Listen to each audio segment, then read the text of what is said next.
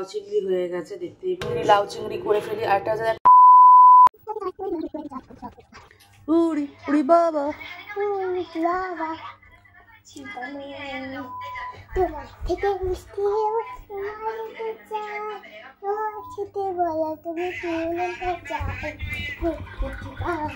সরস্বতী পুজোর রেশে এখনো কাটেনি না? সরস্বতী পুজোর গান করছিস তো? কাশি হচ্ছে। সরস্বতী পুজোর গান করছিস? স্ট্যাচু হচ্ছে চিংড়ি দিয়ে লাউ। এই চিংড়িটা লাউটা একটু হয়েছে হাফ ডান, আর দিকে চিংড়িটা এনেছে, চিংড়িটা আনায় তো ভাবলাম যে চিংড়ি লাউ চিংড়ি করে ফেলি। আর এটা হচ্ছে দেখো রিটা মাছের ডিম, তোমরা দেখেছো তো কি ভালো লাগছে, কিন্তু এটা যখন ফাটবে না তখন যা লাগবে, চাপা দিয়ে দিয়ে করতে হবে। আর এই যে এনেছে রিটা মাছ, তো চলো রান্না করে নিই। আর এটা কি বলতো, আদা রসুন আর কুলেখাড়ার পেস্ট। আর ডাক্তার যেহেতু বলেছে গায়ে রক্ত নেই, তাই জন্য হচ্ছে কুলেখাড়া পাতার রস খাচ্ছি, এদিকে টনিকও খাচ্ছি। কিন্তু কুলেখাড়া পাতার রসে কিন্তু খুব উপকারিতা আর উপকার আছে, কারণ রক্ত তৈরি করতে সাহায্য করে। আর হচ্ছে দাঁতটা ওই জন্য তোলা হচ্ছে, রক্ত কমের জন্য দাঁতের ডাক্তারের কাছে গিয়েছিলাম, তো বলেছে 1 মাস ওষুধ দিয়েছে, তো ওই ওষুধ খেয়ে আমাকে যেতে হবে দাঁত তোলার জন্য।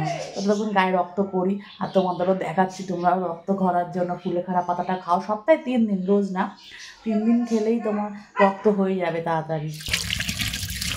আর এদিকে 200 গ্রাম মতন চিংড়ি আছে, সব চিংড়ি করবো না, অল্প করে সর্ষে দিয়েও করবো।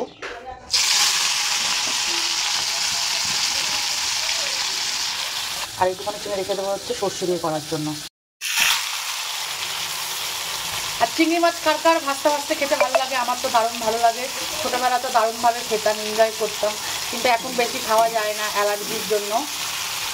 আর চিংড়ি মাছের গন্ধ হয়ে তরকারিটা স্বাদ হয় না, বেশি মশলা লাগেই না। তোমরা কিরমভাবে রান্না করে চিংড়ি মাছ আমাকে কমেন্ট সেকশানে কমেন্ট করে বলো। চিংড়িগুলো নামিয়ে নিই, বেশি ভাজবো না। এবার লাউগুলো একটু দিয়ে দেবো। এখন আমি হলুদ দিয়ে দিয়ে এবার দেবো, কারণ লাউটা আমার হয়েই আছে। আর এদিকে দিয়ে দেবো হলুদ, দিয়ে দেবো হচ্ছে আদা কুচি, আর অল্প করে দিয়ে দেবো জিরে আর ধনে। হয়। আর তোমরা লাউ চিংড়ি কেমন করে করো আমাকে কমেন্ট করো তো, আমাকে কমেন্ট বক্সে লিখে পাঠাবে। আর কিরমভাবে করলে ভালো হয়, আদাটা মিডিয়ে দিয়ে হচ্ছে গন্ধটা ভালো লাগার জন্য। এবার আমি চাপা দিয়ে দিয়ে করবো। আর একটু মনে হচ্ছে আমার হলুদ লাগবে, ঠিক আছে, একটু পরে আমি দিচ্ছি হলুদ। আর এটা হচ্ছে ঢাকা দিয়ে দিচ্ছি। আর একটু নামানোর আগে দিয়ে দেবো চিনি।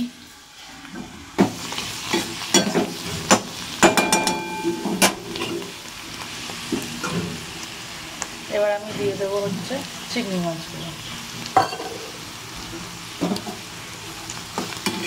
দিয়ে নাড়িয়ে নিয়ে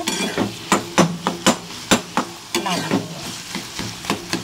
তো আমার এই হয়ে গেল লাউ চিংড়ি। এদিকে আমার লাউ চিংড়ি হয়ে গেছে, দেখতেই পাচ্ছ কেমন লাগছে, আমি কমেন্ট সেকশনে কমেন্ট করবে। সর্ষেটা দিয়ে দেবো, চিপস বানিয়ে দিয়ে গেল, হলুদ আর নুনটা। আর সুজির যে পাঁপড় হয় সেটা তো আমি জানতামই না। তোমার